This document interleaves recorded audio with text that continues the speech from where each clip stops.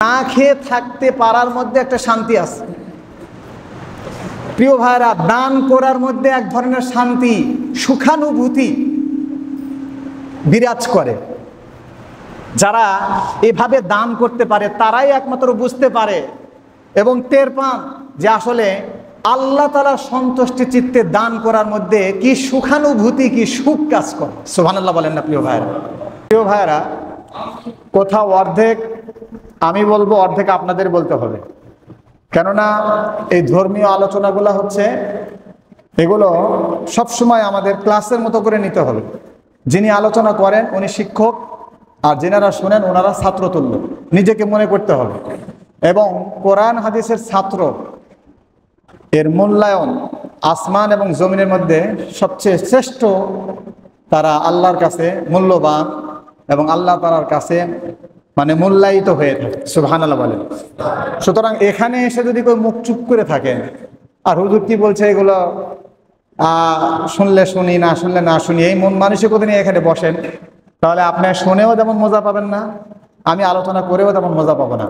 এজন্য আমরা উভয়ে প্রথমে নিয়াত করি, আমরা আজকে যা কিছু শুনবো ইনশাআল্লাহ আমলের নিয়াতে শুনবো, এবং যা কিছু আমি বলবো ইনশাআল্লাহ, আমি সবসময় নিজেকে মনে করি কোরআনের একজন ছাত্র।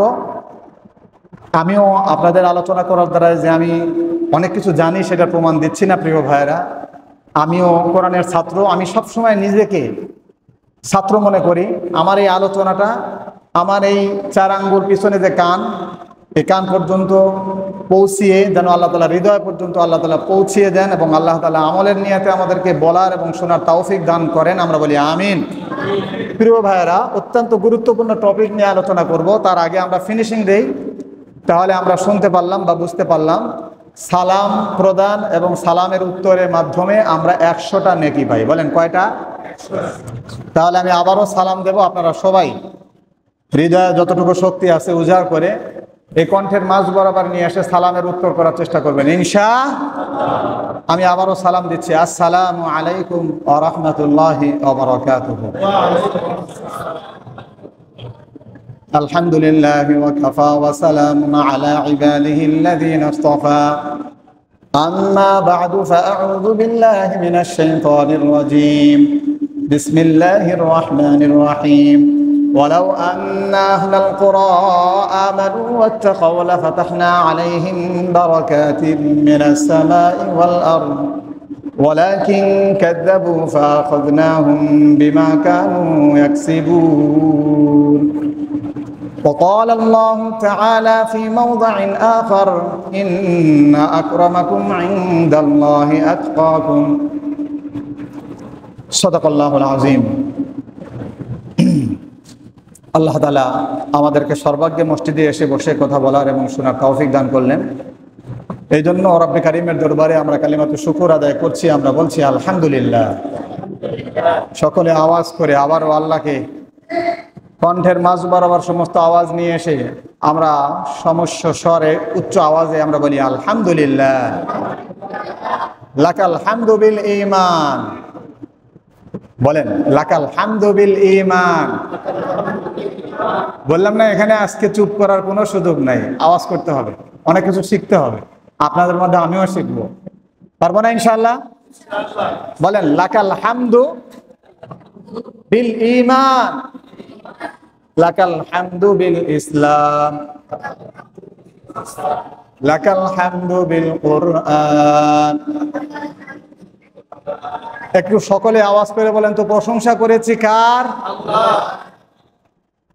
ঘুম যেতেও এই আল্লাহ তাআলা প্রশংসা করতে হবে, ঘুম থেকে উঠতেও আল্লাহ প্রশংসা করতে হবে, খাবার খাওয়ার সময় আল্লাহ প্রশংসা করতে হবে, খাবারের মাঝ বরাবর গিয়েও আল্লাহ তাআলা প্রশংসা করতে হবে, এবং খাবারের শেষেও এই আল্লাহ তাআলা প্রশংসা করতে হবে। কথা বলেন ঠিক কি না?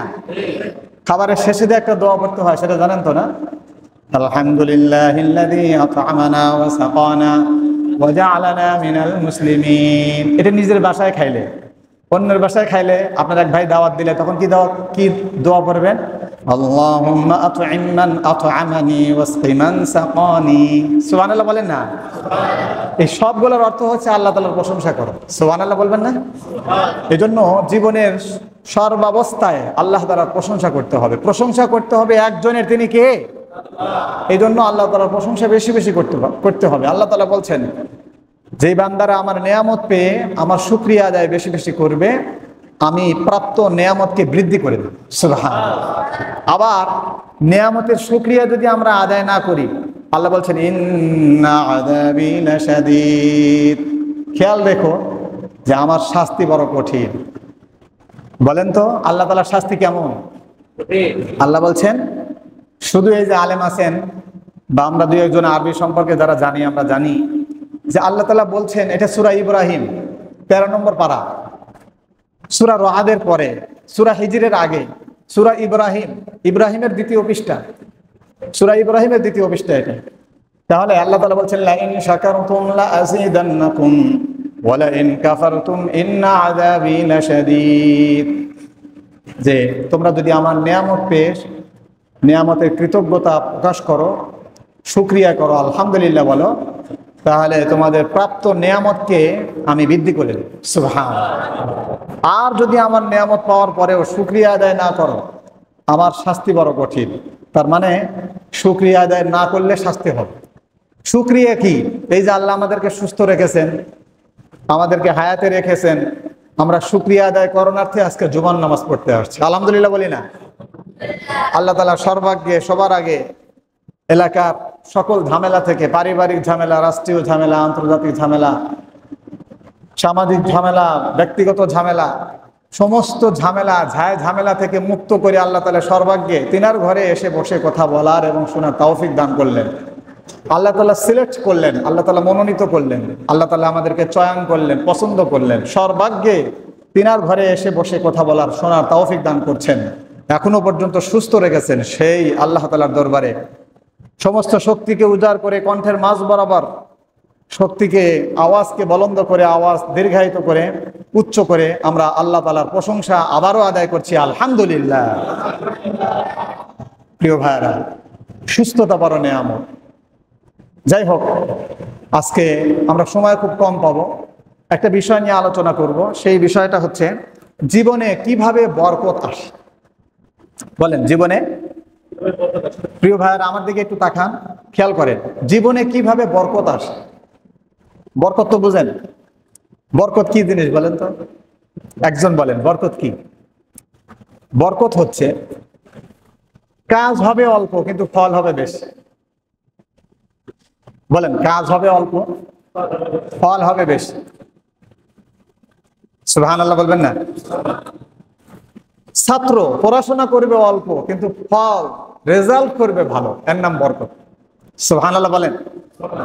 আবার আরবিক সংজ্ঞায় যদি আমরা বলি বরকত কাকে বলে, তাহলে এর সেন্টেন্স হবে এমন, সুবুতুল খায়রিল ইলাহি ফি শাইইন, কোন জিনিসের মধ্যে আল্লাহ তাআলার পক্ষ থেকে কল্যাণ এসে, আমার দিকে খেয়াল করেন প্রিয় ভাইরা, কোন একটা জিনিসের উপরে আল্লাহ তাআলার পক্ষ থেকে কল্যাণ এসে টাচ করা, ছুঁয়ে যাওয়ার নাম হলো বরকত।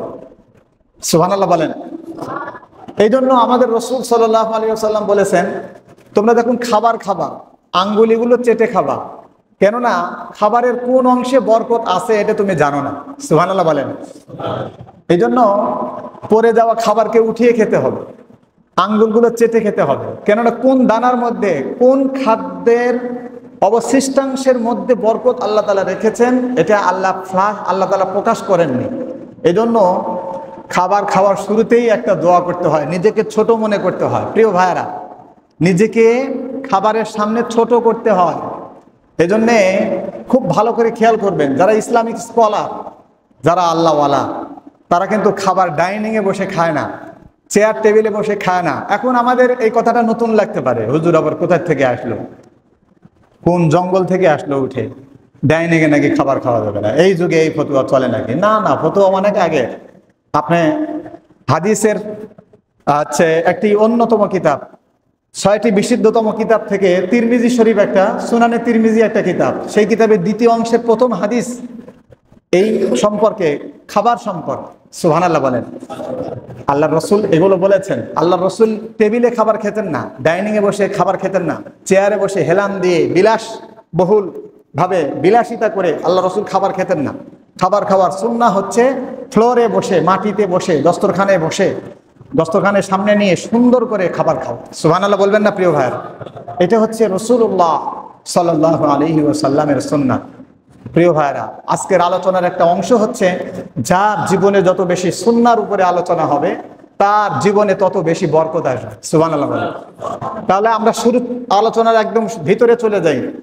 আজকের আলোচনার টপিক, আমরা আলোচ্য বিষয়ে শুনেছিলাম জীবনে কিভাবে বরকত আসে। আর আমরা বরকত শুনছিলাম যে আল্লাহ তাআলার পক্ষ থেকে কোনো কাজের বা কোনো বিষয়ে যদি কল্যাণ এসে পৌঁছে, ওই কাজের প্রতি, ওই বিষয়ের প্রতি আল্লাহ তাআলার পক্ষ থেকে বরকত আসে। সুবহানাল্লাহ বলেন। যদি আপনার কাজের শুরুতে, মাঝে এবং শেষে আল্লাহ তাআলার সন্তুষ্টি না থাকে প্রিয় ভাইয়েরা, আল্লাহ তাআলা খুশি করার জন্য যদি নিয়াত না থাকে, তাহলে মনে করবেন এই কাজের সাথে আল্লাহ তাআলার আপনার এই কাজের সাথে আল্লাহ তাআলার কেমন সম্পর্ক নাই, কানেক্টিভিটি নাই, আল্লাহ তাআলার সম্পর্ক নাই। এবং আল্লাহ তাআলার যেহেতু সম্পর্ক নাই, উত্তর করবেন আপনারা, প্রশ্ন করব আপনাদের, আল্লাহ তাআলার সাথে যেই কাজের, যেই মানুষের সম্পর্ক না থাকে, ওই কাজের, ওই মানুষের জীবনে, ব্যক্তিগত জীবনে, পারিবারিক জীবনে, সামাজিক জীবনে, রাষ্ট্রীয় জীবনে, কোনো জীবনে কখনো কি বরকত আসা সম্ভব প্রিয় ভাইয়েরা? এই যে উত্তর করলেন না, যে সম্ভব, সম্ভব না প্রিয় ভাইয়েরা। যখন আল্লাহ তাআলার পক্ষ থেকে কোনো কাজের সাথে, কোনো মানুষের সাথে কানেক্টিভিটি তৈরি হয়ে যায়, আল্লাহর সাথে কানেকশন তৈরি হয়, আল্লাহ তাআলার সাথে সম্পর্ক তৈরি হয়, যখন ওই কাজটা শুরুতে, মাঝে এবং শেষে আল্লাহ তাআলার সন্তুষ্টির জন্য করা হয় কেবলমাত্র, তখন ওই কাজের শুরুতে, মাঝে এবং শেষে আল্লাহ তাআলা বরকত দিয়ে ভরে দেয়। সুবহানাল্লাহ। প্রিয় ভাইরা, বরকত কি জিনিস বুঝতেছেন? একটা উদাহরণ দেই। রাসূলুল্লাহ সাল্লাল্লাহু আলাইহি ওয়াসাল্লামের জীবনের আনাচে কানাচে, পরতে পরতে বরকত দিয়ে ভরাছে। সুবহানাল্লাহ বলেন। রাসূলুল্লাহ সাল্লাল্লাহু আলাইহি ওয়াসাল্লামের ব্যক্তিগত জীবন, পারিবারিক জীবন, সামাজিক জীবন, রাষ্ট্রীয় জীবন, তার নবুয়ত পরবর্তী জীবন, তার মাক্কি জীবন, মাদানী জীবন, সমস্ত জীবনে আল্লাহ তাআলার পক্ষ থেকে বরকত এসেছে। সুবহানাল্লাহ। রাসূলের ঘরে তেমন টাকা পয়সা ছিল না প্রিয় ভাইয়েরা। রাসূলের স্ত্রীরা তেমন শাড়ি, তেমন কাপড়, অন্য বস্ত্র, বাসস্থানের ব্যবস্থাপনা রাসূলুল্লাহ সাল্লাল্লাহু আলাইহি ওয়াসাল্লাম খুব একটা আঞ্জাম দিয়েছিলেন না। কিন্তু রাসূলুল্লাহ সাল্লাল্লাহু আলাইহি ওয়াসাল্লামের পারিবারিক জীবনে যদি আমরা একটু টাচ করি, একটু যদি রাসূলুল্লাহ সাল্লাল্লাহু আলাইহি ওয়াসাল্লামের বিবি বাল বাচ্চার চ্যাপ্টারগুলো একটু যদি আমরা অধ্যয়ন করি, আমরা দেখতে পাবো রাসূলুল্লাহ সাল্লাল্লাহু আলাইহি ওয়াসাল্লাম ধন কুবের ছিলেন না। রাসূলুল্লাহ সাল্লাল্লাহু আলাইহি ওয়াসাল্লামের পৃথিবীর মধ্যে রাসূলুল্লাহ সাল্লাল্লাহু আলাইহি ওয়াসাল্লামের তেমন কোনো মাল ধন সম্পদ ছিল না। তবে এটা আমরা জানতে পেরেছি যে রাসূলুল্লাহ সাল্লাল্লাহু আলাইহি ওয়াসাল্লামের পরিবারের শান্তি ছিল। সুবহানাল্লাহ। রাসূলুল্লাহ সাল্লাল্লাহু আলাইহি ওয়াসাল্লামের পরিবারে বরকত ছিল। রাসূলুল্লাহ সাল্লাল্লাহু আলাইহি ওয়াসাল্লামের পরিবারে সুখ ছিল, শান্তি ছিল, বরকত ছিল। সুবহানাল্লাহ বলবেন না? রাসূলুল্লাহ সাল্লাল্লাহু আলাইহি ওয়াসাল্লামের পরিবারে এমনও কথা আসছে যে 2 দিন 3 দিন চলে গেছে কিন্তু চুলায় আগুন জ্বলে নাই। কিন্তু তারপরেও দেখা গিয়েছে আম্মাজানদের মুখে হাসি।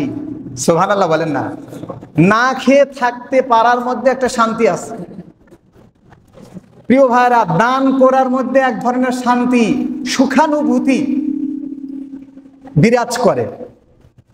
যারা এভাবে দান করতে পারে তারাই একমাত্র বুঝতে পারে এবং টের পান যে আসলে আল্লাহ তাআলার সন্তুষ্টি চিত্তে দান করার মধ্যে কি সুখানুভূতি, কি সুখ কাজ করে। সুবহানাল্লাহ বলেন না প্রিয় ভাইরা?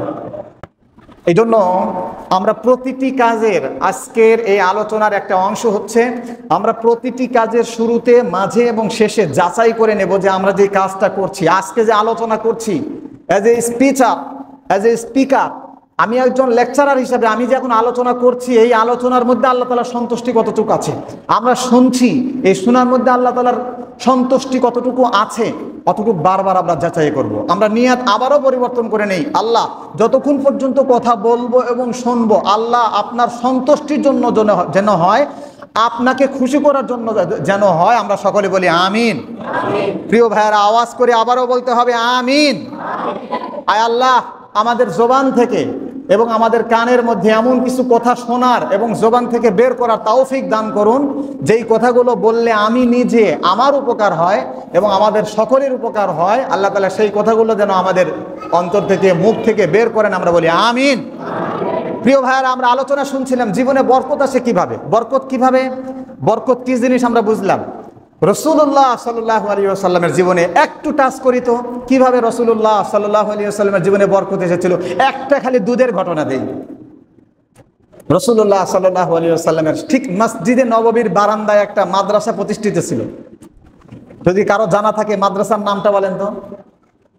মাদ্রাসাতুস সুফফা, বলেন মাদ্রাসাতুস, এই তো উত্তর করছেন না প্রিয় ভাইরা, বলেন মাদ্রাসাতুস সুফফা। এই সুফফা নামক মাদ্রাসায় মসজিদে নববী মদিনার 10 বছরের জীবনে রাসূলুল্লাহ সাল্লাল্লাহু আলাইহি ওয়াসাল্লাম মসজিদের বারান্দায় 70 জন ছাত্র, এবং তারা আমাদের এই বাচ্চার মতো ছাত্র না, এরা হচ্ছে নকল নমুনা। সুবহানাল্লাহ বলেন না। এই যে বাইতুন নাজাত মাদ্রাসার সাথে বাইতুস সালাম মাদ্রাসা করেছেন, এটি হলো মাদ্রাসাতুস সুফফার একটা নমুনা এবং মডেল। সুবহানাল্লাহ বলেন। আল্লাহ যাদের মেধায়, যাদের চিন্তা চেতনায়, স্মৃতিচারণায়, যাদের মেধায় এই বোধটা দিয়েছে যে মাদ্রাসা কমপ্লেক্সের মধ্যে মাদ্রাসা থাকতে, কি কয়, মসজিদ কমপ্লেক্সের সাথে মাদ্রাসা থাকতে হবে, এবং এভাবে মাদ্রাসা করে যারা দেখিয়ে দিয়েছেন, যাদের বুদ্ধি বিবেক এর পিছনে কাজ করেছে, এবং আজও পর্যন্ত যারা কমিটি দাতা, সাধারণ দাতার ভূমিকা পালন করছেন, আল্লাহ তাআলা যুগের সবচেয়ে বড় দাতা হিসেবে কবুল করুন, আমরা বলি আমিন। আল্লাহ তাআলা তাদের পারিবারিক জীবন, সামাজিক জীবন, রাষ্ট্রীয় জীবন, সমস্ত জীবনে আল্লাহ তাআলা বরকত দিয়ে ভরে দেন। আওয়াজ করে বলতে হবে আমিন। প্রিয় ভাইরা, এই বাইতুল নাজাত এবং বাইতুস সালাম, এই মাদ্রাসা এবং মসজিদ এবং সকল মুসল্লিবৃন্দ, দাতাবিন্দু, সাধারণ দাতাবিন্দ সকলকে আল্লাহ তাআলা কবুল করেন, আমরা বলি আমিন। প্রিয় ভাইয়ারা, মাদ্রাসাতুস সুফফায়, এই যে বাইতুস সালাম মাদ্রাসায় যদি 2 কেজি দুধ আসে, বাচ্চারা কি করে? কোনো বাচ্চার নামে যদি এক 5 কেজি বা 7 কেজি বা 10 কেজি বা 2 কেজি দুধ আসে, কি করে? প্রিন্সিপালের কাছে দেয়। সুবহানাল্লাহ বলেন না।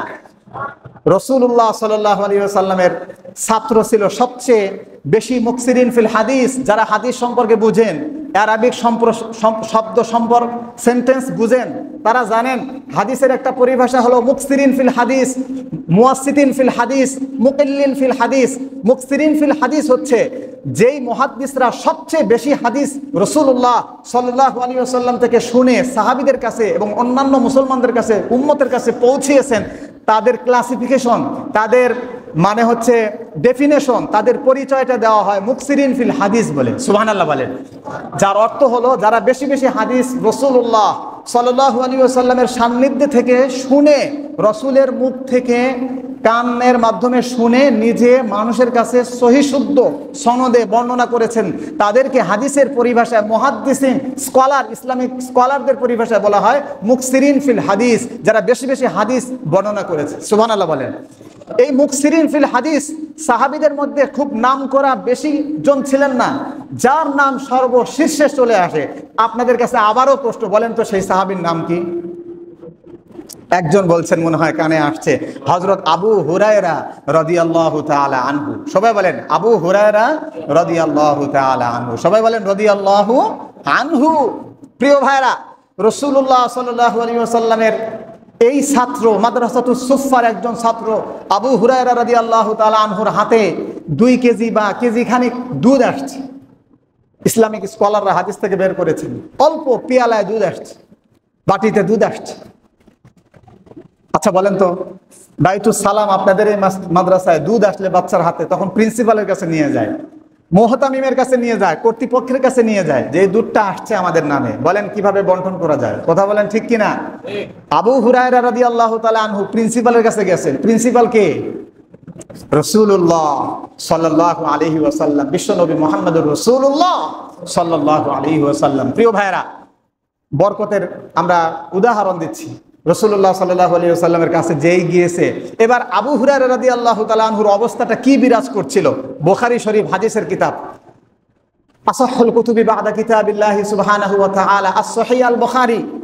পৃথিবীর আকাশের নিচে, জমিনের উপরে কোরআনের পরে বিশুদ্ধতম কিতাব থাকলে একটা কিতাব আছে, সেটা হচ্ছে বুখারী শরীফ। সুবহানাল্লাহ বলেন।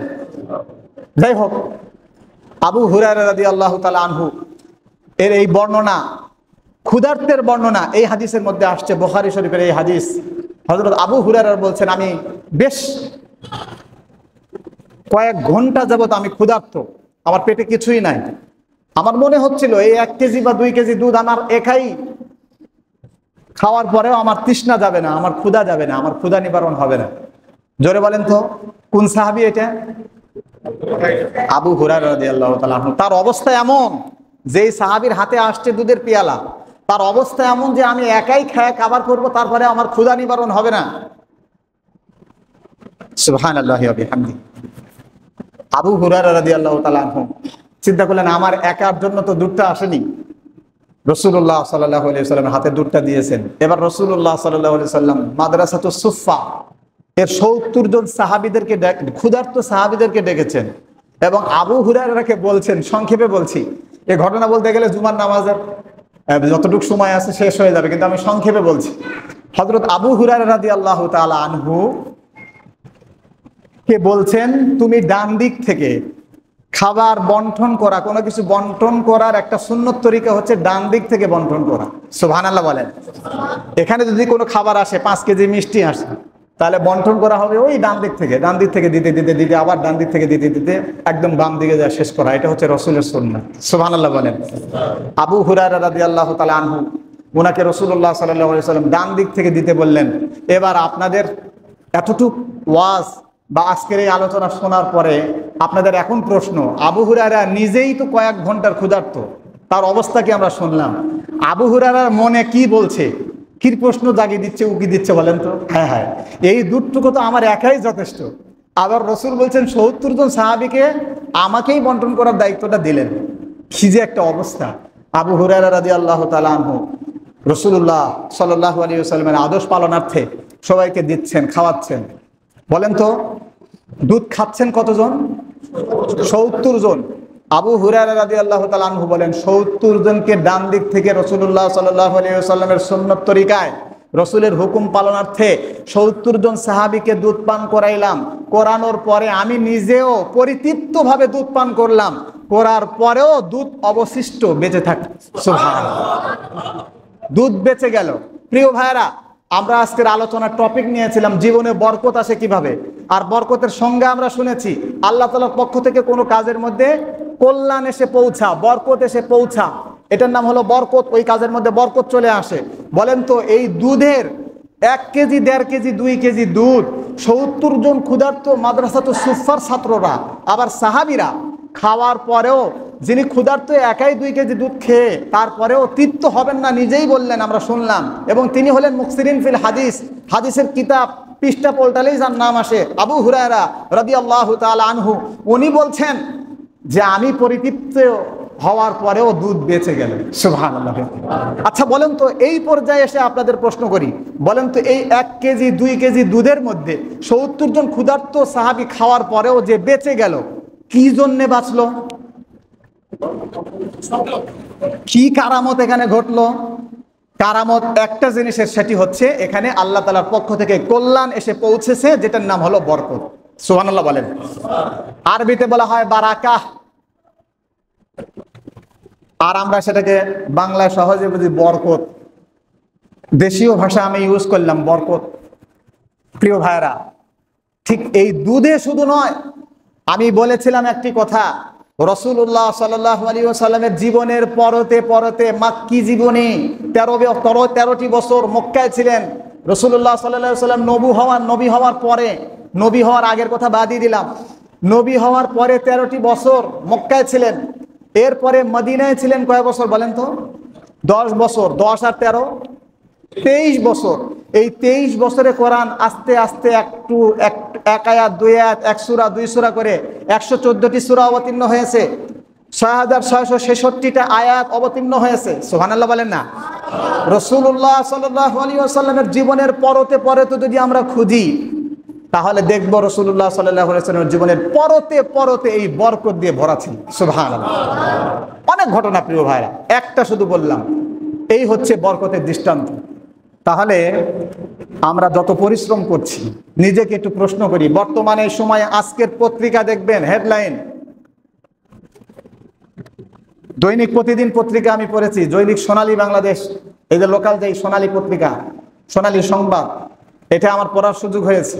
আজকের পত্রিকার হেডলাইনটা দেখুন, দৈনিক প্রতিদিনটা আজকে এখান থেকে যাওয়ার পরে দেখবেন, এই বাংলাদেশটা সোনার বাংলা হতে বেশিক্ষণ সময় লাগবে না, সোনার বাংলাদেশ হতে বেশি সময় লাগবে না, যদি আমরা দুর্নীতি মুক্ত হতে পারি। কথা বলেন ঠিক কিনা? এত আসতে বললেন।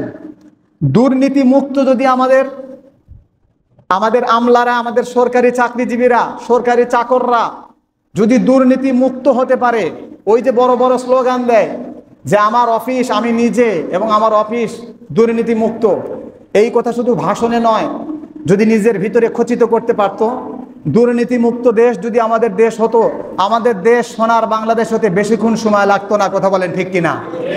আজকের দৈনিক প্রতিদিনটা খুলে একটু দেখবেন প্রিয় ভাইয়েরা, ঢাকা উত্তর সিটি, এটা একটা ছাগলের খামার, গরুর খামারকে উল্টিয়ে দিয়েছেন, উচ্ছেদ করে দিয়েছেন। একটু দেখবেন, যারা দেখছেন হাসছেন, পত্রিকা দেখছেন।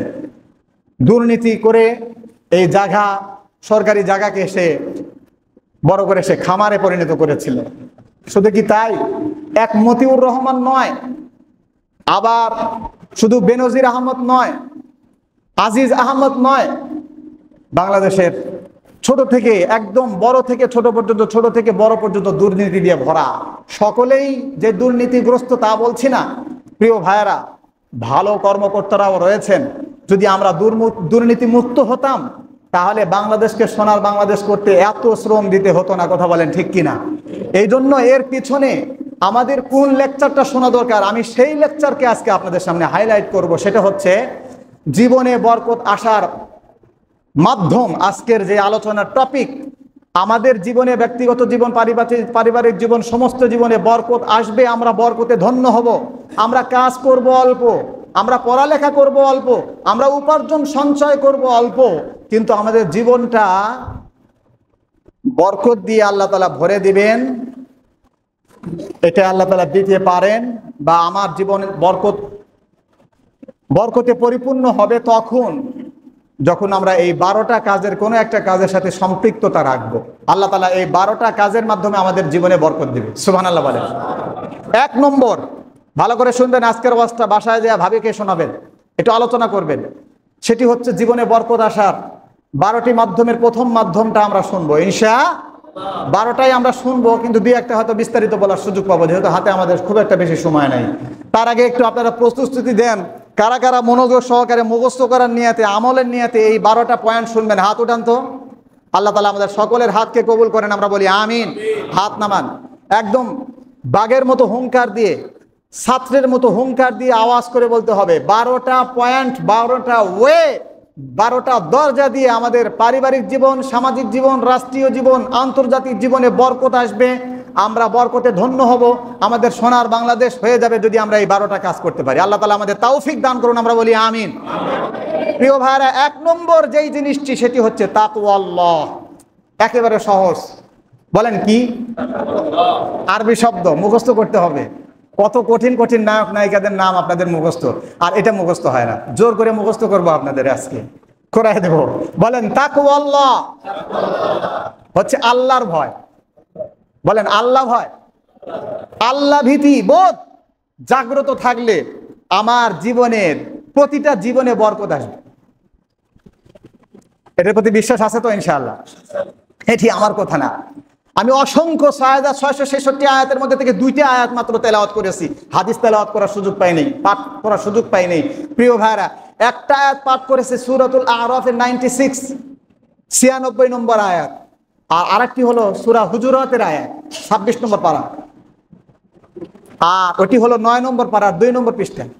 প্রথম আয়াত সূরাতুল আরাফের 96, ولو أن أهل القرى آمنوا واتقوا لفتحنا عليهم بركات من السماء والأرض ولكن كذبوا فأخذناهم بما كانوا يكسبون। আল্লাহু আকবার।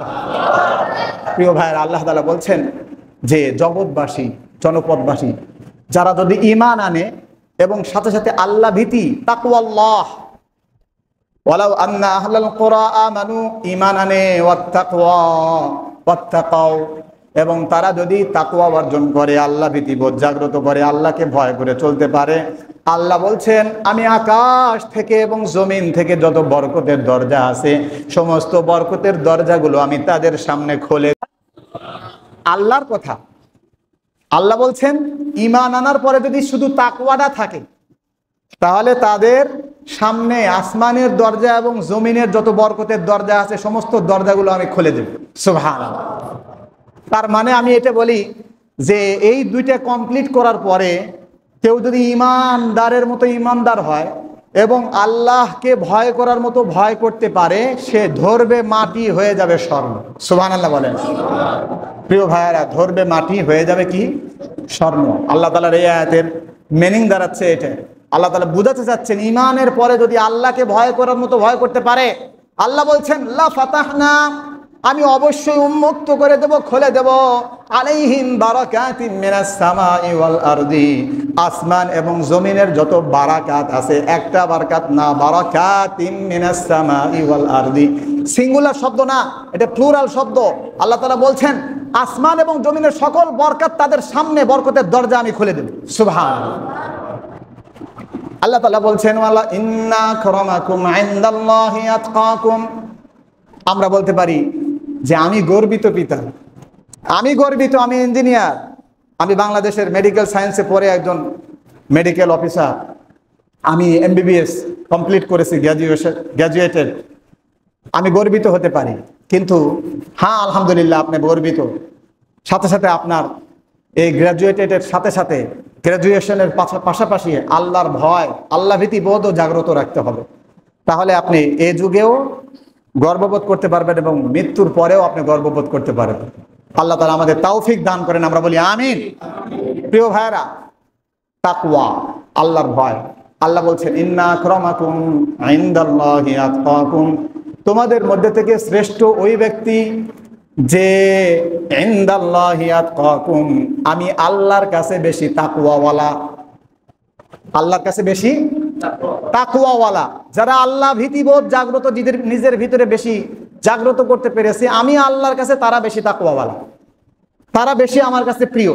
ইন্না আকরামাকুম, বেশি আমার কাছে সম্মানিত তোমাদের নিকটে, তোমাদের মধ্যে থেকে সবচেয়ে বেশি সম্মানিত হচ্ছে তারা ইনদাল্লাহি আতকাকুম, যারা আমি আল্লাহর সামনে দাঁড়ানোকে বেশি ভয় করে। সুবহানাল্লাহ। তাহলে প্রিয় ভাইরা, এখানে তো বলে নাই যে ইমাম হতে হবে, আল্লাহ ভীতিবোধ, আল্লাহর কাছে বেশি সম্মানিত হতে হলে ইমাম হতে হবে, আল্লাহ এখানে বলেননি। আলেম হতে হবে তাও বলেননি। হ্যাঁ, ইমাম হওয়া এবং আলেম হওয়া, হাফেজ হওয়া, মুফতি হওয়া, আল্লাহর কাছে সম্মানিত হওয়ার একটা রাস্তা, ঠিক আছে, কিন্তু আল্লাহ এই সংজ্ঞা এই আয়াতে বলেননি যে আলেম হতে হবে। আল্লাহ বলছেন ইমাম হও, সাধারণ মুসল্লি হও, মুক্তাদি হও, ড্রাইভার হও, রিক্সা চালক হও, ফকির হও, আবাল হও, বৃদ্ধ হও, বনিতা হও, আপামর জনতা থেকে যে কোনো পার্সন হও না কেন, তোমাদের মধ্যে থেকে যদি আল্লাহ ভীতিবোধ জাগ্রত থাকে, সেই ব্যক্তিটা, সেই পার্সনটা আমার কাছে বেশি সম্মানিত। সুবহানাল্লাহ। এই জন্য আল্লাহ তাআলা যেন আমাদেরকে এই আল্লাহ ভীতিবোধ বেশি বেশি জাগ্রত করার, প্র্যাকটিস, ট্রাই করার তৌফিক দান করেন, আমরা বলি আমিন। যাদের হৃদয়ে আছে আল্লাহর ভয়, তারা কবু পথ ভুলে যায় না। একটু বলতে হবে, আমার সাথে বলেন তো, যাদের হৃদয়ে আছে আল্লাহর ভয়, তারা কবু পথ ভুলে যায় না। আল্লাহর প্রেম ছাড়া এই দুনিয়ায় কারো কাছে কোনো কিছু চায় না। রাতের আধারে যারা সিজদাতে রয়, দু চোখের অশ্রুতে নদী যেন বয়। ছলনার হাত ছানি যতই আসুক, হারামের হাত ছানি যতই আসুক, গার্লফ্রেন্ডের হাত ছানি যতই আসুক, পেছনে ফিরেও সে তাকায় না। যাদের হৃদয়ে আছে আল্লাহর ভয়, মুখস্থ করেন, তারা কবু পথ ভুলে যায় না। আল্লাহর প্রেম ছাড়া এই দুনিয়ায় কারো কাছে কোনো কিছু চায় না। আল্লাহ তাআলা আমাদেরকে আল্লাহর ভয় জাগ্রত করার তৌফিক দান করেন, আমরা বলি আমিন। তোমার বুকে রাখো আল্লাহরই ভয়, আসবে না কোনো দিন কোনো পরাজয়। সুবহানাল্লাহ বলেন না। আবার তোমার বুকে রাখো আল্লাহরই ভয়, আসবে না কোনো দিন কোনো পরাজয়। সুবহানাল্লাহ বলেন না প্রিয় ভাইরা। এই জন্য আল্লাহ ভীতিবোধ যদি জাগ্রত থাকে, দোজখের আগুনে তুমি পাবে না তো ভয়, দোজখের আগুনে তুমি পাবে না তো ভয়। তোমার বুকে রাখো আল্লাহরই ভয়, আসবে না কোনো দিন কোনো পরাজয়। সুবহানাল্লাহ বলেন না। ইব্রাহিম আলাইহিস সালাতু ওয়াস সালাম আগুনে নিচ্ছেন, আগুনে ডুব দিচ্ছেন, ওই সময়ও ইব্রাহিম আলাইহিস সালামের ভিতরে ভয় ছিল। কার? জোরে বলতে হবে। আজও যদি তোমাদের মাঝে কেউ নবী ইব্রাহিমের মতো ঈমান করিতে পারো, অগ্নিকেও পুষ্পবনে পরিণত করিতে পারো। সুবহানাল্লাহ বলেন না। ইব্রাহিম আলাইহিস সালাম আগুনের পরের 40 আরো কিছুদিন বেঁচে ছিলেন। ইব্রাহিম আলাইহিস সালাম বলছেন, ওই আগুনের ভিতরে যে 40 দিন যাবত আমি ছিলাম, ওই যে সুখানুভূতি, ওই যে সুখের মধ্যে ছিলাম, আগুন থেকে বের হওয়ার পরে আমি সেটা অনুভব করছি না। জোরে বলেন না সুবহানাল্লাহ। প্রিয় ভাইয়েরা, আল্লাহ তাআলা আমাদের যেন প্রতিটা জীবনে এই আল্লাহ ভীতিবোধ, তাকওয়া, আল্লাহ তাআলার ভয় যেন জাগ্রত রাখার আমাদের তৌফিক দান করেন, আমরা বলি আমিন। প্রিয় ভাইরা, জীবনে বরকত আসার 11টি পয়েন্ট, আমি শুধু নামগুলো বলছি। 1 নম্বর আল্লাহর ভয়। 1 নম্বর কি? 2 নম্বর কোরআনের সাথে সম্পর্ক বাড়াতে হবে। পারবো না ইনশাআল্লাহ? 2 নম্বর ফলোয়িং সুন্নাহ, রসুলের সুন্নাত বেশি বেশি অনুসরণ করতে হবে। পারা যাবে না ইনশাআল্লাহ? 3 নম্বর বেশি বেশি ইস্তেগফার, বেশি বেশি ইস্তেগফার যার জীবনে যত বেশি হবে তার জীবনে আল্লাহ তাআলা বরকত দিয়ে ভরে দেবে। সুবহানাল্লাহ। 5 নম্বর বেশি বেশি দান করা। ওই যে বলছিলাম দান করতে হবে, দান করার মধ্যে যে কি সুখ প্রিয় ভাইরা, এই দান বেশি বেশি করতে হবে। কার সন্তুষ্টিতে? জোরে বলতে হবে। 6 নম্বর হচ্ছে কৃতজ্ঞতা বোধ। প্রথমে 5 মিনিট শুধু কৃতজ্ঞতা বোধ সম্পর্কে কথা বলেছি। সব সময় আল্লাহ তাআলার শুকরিয়া আদায় করতে হবে, কৃতজ্ঞতা বোধ প্রকাশ করতে হবে। সুবহানাল্লাহ বলেন। 7 নম্বর হচ্ছে সততা, সততা বজায় রাখতে হবে। সৎ এবং সততা নিজের মধ্যে বজায় রাখতে হবে। অনেক সঙ্গে আছে, আমি এখন যাচ্ছি না। 8 নম্বর হচ্ছে রক্তের আত্মীয়দের সাথে সুসম্পর্ক বজায় রাখতে হবে। প্রিয় ভাইরা, নিজে ভালো থাকলে শুধু জান্নাতে যাওয়া যাবে না, রক্তের আত্মীয়দের সাথে ভালো সম্পর্ক রাখতে হবে। তাহলে জীবনে আপনি যেমন ধনাঢ্য হবেন, ধনকুবের হবেন, না হলেও আল্লাহ তাআলা আপনার জীবনে বরকতময় করে দেবেন। সুবহানাল্লাহ। আর 9 নম্বর হচ্ছে সকাল সকাল ঘুম থেকে ওঠা। আজকে ফজর নামাজ পড়ছেন কারা কারা? হাত উঠান তো। খুব কম প্রিয় ভাইরা। একদম জায়গা মতো ধরেছি। আজ থেকে ফজর নামাজ পড়বো ইনশাআল্লাহ বলেন। আল্লাহ তাআলা আমাদের তৌফিক দান করেন। সকাল সকাল ঘুম থেকে ওঠা। 10 নম্বরটা বললে তো যুবক ভাইরা সব খুশি হয়ে যাবে। 10 নম্বর হচ্ছে বরকত আসার আরেকটা রাস্তা হচ্ছে বিয়ে করা। বলেন কি? বিয়ের সময় হয়ে গেলে বিয়ে করা। এই বিয়ে করার মধ্যে বরকত চলে আসে। আলহামদুলিল্লাহ বলি না? আর 11 নম্বর হচ্ছে বেশি বেশি সালাম দেওয়া। বলেন বেশি বেশি কি? সালামের ভিতরেই বরকতের কথা আছে। বলেন আসসালামু আলাইকুম ওয়া রাহমাতুল্লাহি ওয়া বারাকাতুহু। যে সালামের বরকতের দোয়া করতেছে, আপনার প্রতি আল্লাহ তাআলা শান্তি এবং বরকত হোক, তার উপরে কি আল্লাহ তাআলা বরকত আসবে না প্রিয় ভাইরা? এইজন্য বেশি বেশি সালাম দেব ইনশাআল্লাহ। 10 নম্বর 11 নম্বর গেল। 12 নম্বর হচ্ছে দুআ ফার বারাকা, অর্থাৎ বরকতের জন্য দোয়া করা। সুবহানাল্লাহ বলেন। আল্লাহ রসুল বলছেন আল্লাহুম্মা বারিক লি উম্মতি ফি বুকুরিহা। ও আল্লাহ, বরকত সকাল সকালে যারা কাজ করে, ফজর নামাজ পড়ে যারা না ঘুমিয়ে কাজ করে, তাদের কাজের মধ্যে আপনি বরকত দান করে দেন। সুবহানাল্লাহ। এই জন্য আল্লাহর রসুল বরকতের জন্য দোয়া করেছেন। দোয়া কুনুতের মধ্যে বরকতের কথা আসছে। এই জন্য আমরা বেশি বেশি বরকতের জন্য দোয়া করবো। আল্লাহ তাআলা যেন আমাদের আজকের এই 12টি পয়েন্টের উপরে আমল করার মাধ্যমে আমাদের ব্যক্তিগত জীবন, সামাজিক জীবন, পারিবারিক জীবন, সকল জীবনে বরকত দিয়ে আল্লাহ তাআলা ভরে দেন, আমাদের বরকতময় করেন, আমরা বলি আমিন। আজকের কথার উপরে আমাকে এবং প্রত্যেককে আমল করার তৌফিক দান করেন, আমরা বলি আমিন।